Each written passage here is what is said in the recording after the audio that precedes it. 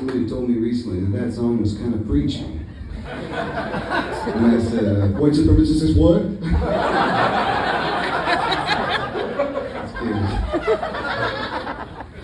It's tough for me. That's a hard criticism for me. You know what I mean? That's an embarrassing thing to tell a room full of people you don't know. Like, this is one thing that gets under my skin. Oh, gonna use it against me? That's true, though. It's true. It's true because I'll tell you what it is. I grew up Christian.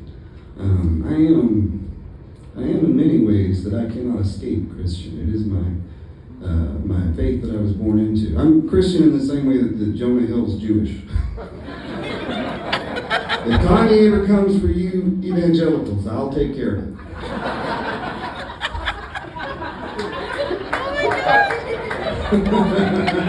Don't worry. Jeez.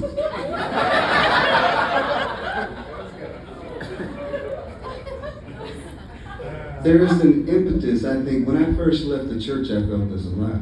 I'll tell you, I really believed that I'd been lied to my whole life in some really serious ways. I felt mad. Yeah, I was angry. I was angry for a long time. And then I found Muhammad. And, no, I'm just kidding. That just turns into total fucking Muslim evangelism. I changed my name to Adeem. Well, I'm just kidding, you get it. No, but when I left and I got angry, I had this, I had kind of a chip on my shoulder. I'll tell you, the truth of it is, I was fucking embarrassed. I was 23 years old, and I was like, don't you guys worry, Jesus is going to come surfing back on a cloud any day now, and we're all going to heaven. He's come inside me, and he'll come inside you. If you ask. Consent is key with the Holy Spirit. It was embarrassing. It was embarrassing to me that I lived so many years of my life. I'll tell you what, I left science class when they talked about evolution because I was like, I've read the history book known as the Bible. I don't need this. I really believed it. I believed that the rapture was going to happen. I believed in a bunch of stuff that Tim LaHaye wrote in the 90s. That's a sleeper. Some of y'all might not know the culture. Who here has read Prayer of Jabez? That's the... Okay, all right, yeah. I thought I'd get 3. Yeah, so purpose-driven life. Any purpose-driven lifers? Well, that's my time. What I'm getting at is this. There's something to be said about realizing you fucked something up. It's what keeps people in bad ideas for sometimes lifetimes. Is the fear of admitting that you fucked something up, you had it wrong, you know? And the impetus when you realize that you fucked something up and you had it wrong is to quickly say like, yeah, those idiots are stupid. The guys who were just standing beside her, you know what I mean? You got every instinct is to pretend like you've always been on the right side of every issue.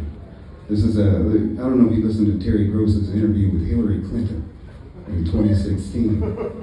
When Terry Gross said, you've said before that you don't believe that gay people should have the right to marry. What would you say about that now? And Hillary Clinton said, I never said that.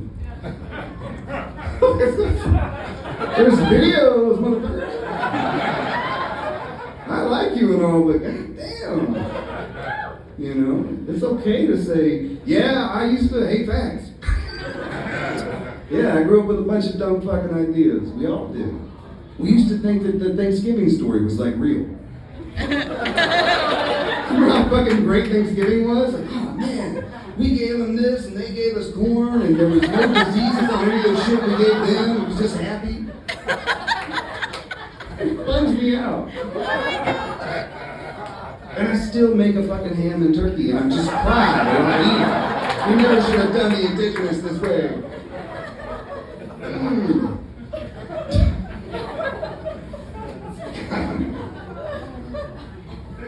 That song for me is me trying to undo that, you know?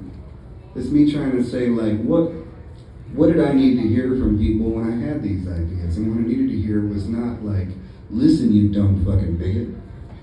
What I needed to hear was like, hey, I just found out some shit about the Thanksgiving story.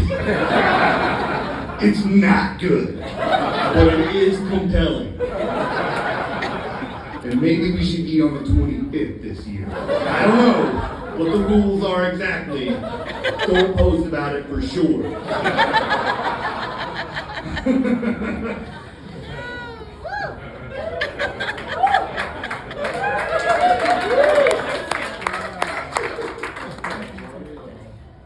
If you're white and you grew up in America, you are a racist. You've been socialized by an entire system, an entire culture of practicing implicit biases in 1,000 ways that you never even consider.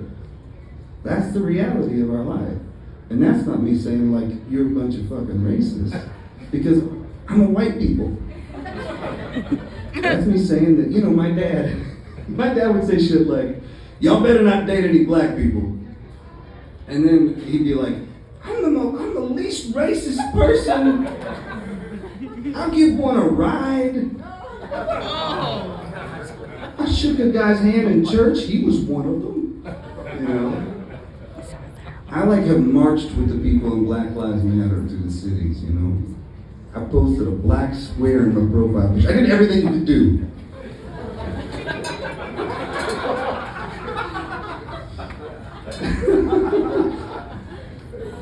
But I still have taken the long way to get back to a place because there are some kids in baggy clothes that intimidated me.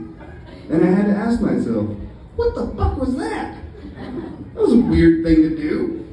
But kids. It's real. It's real stuff. I hope that song doesn't sound preachy, because it's not. It comes from a place of deep embarrassment. It comes from a place of deep shame, and it's not from me owning racism and holding it like a prize, like my cousin Scotty does. Fuck you, Scotty! If you're here, you piece of shit! Fuck your wife, too. And she's nice. She's a good woman. But fuck her for being with him.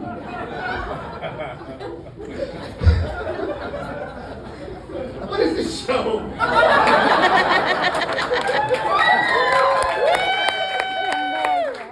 Yeah, we saw Adeem the artist, and it was not what we expected.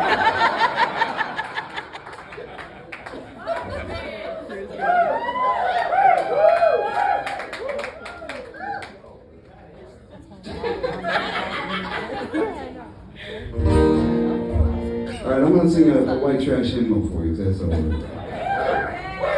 This one's from my dad, Aunt Peggy. She's dead. That's the key part that you need to take away from me. Peggy was cool, man. She was she had a twin sister, Sarah and Peggy. Sarah's still around, but I don't talk to her. I'll write a sappy song about her when she dies. None of you have family that you love and will not talk to? That's an option. You can love people that you just don't interact with. I hope the best for you. Do not call me though. Becky was great. She could pray in tongues, man. Like really do it, you know? I know she could really do it because every once in a while, my cousin Jeremy would be there and he's an interpreter.